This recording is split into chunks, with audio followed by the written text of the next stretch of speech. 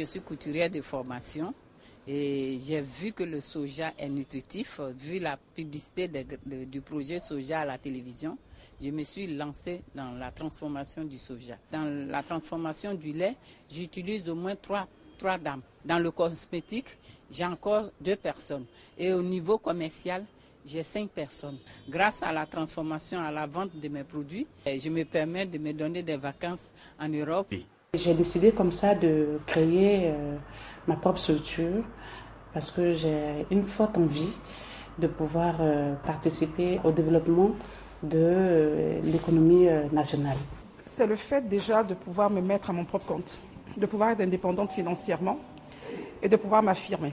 Notre rôle, c'est de pouvoir renforcer la capacité managériale de ces femmes, c'est de pouvoir renforcer le leadership qu'elles ont déjà en fait. Durant l'année 2014, nous avons fait environ 6 formations de haut niveau. Nous voudrons travailler avec tous les organismes internationaux, nationaux, dans le domaine de l'entrepreneuriat et puis faire aussi régner cette culture-là de l'entrepreneuriat dans toutes les familles ivoiriennes. Notre objectif, c'est une femme, une famille, une entreprise. Je pense qu'il faut soutenir des femmes qui veulent vraiment se démarquer, qui veulent faire quelque chose de potable. Mais aujourd'hui, par manque de moyens, on est limité dans ce que nous faisons.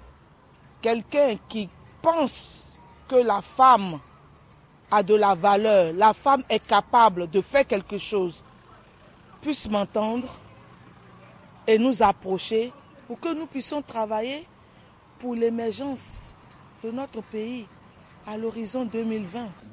À toutes ces initiatives, la Société financière internationale, membre du groupe de la Banque mondiale, entend apporter son concours. Elle vient de signer un accord de partenariat avec le patronat ivoirien. Établi en réalité un partenariat de long terme avec l'Association des femmes entrepreneurs de Côte d'Ivoire. Il va permettre de créer un environnement des affaires qui permettent aux femmes entrepreneurs de s'épanouir.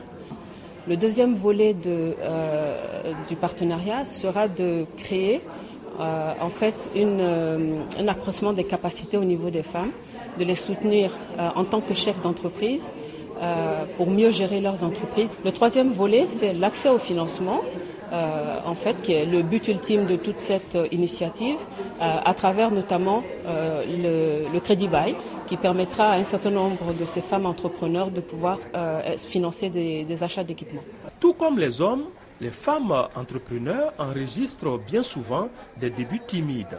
Après la traversée de la zone de turbulence, elles doivent désormais faire face aux difficultés quotidiennes dans la gestion de leur entreprise. Quel bilan faire de ces 40 années de présence féminine dans le milieu des affaires? Il faut retenir que les businesswomen ivoiriennes investissent le plus dans les domaines du bétail, de la production agroalimentaire, dans la vente des produits vivriers, des services éducatifs, dans le conseil et dans l'artisanat. Elles ont une préférence pour le secteur tertiaire parce que ce secteur influence le taux de pérennité de leur entreprise. Une présence diversifiée certes, mais faible comparativement à celle des hommes dans les affaires. En effet, elles ne représentent que 16% des 200 chefs d'entreprise que compte le patronat ivoirien.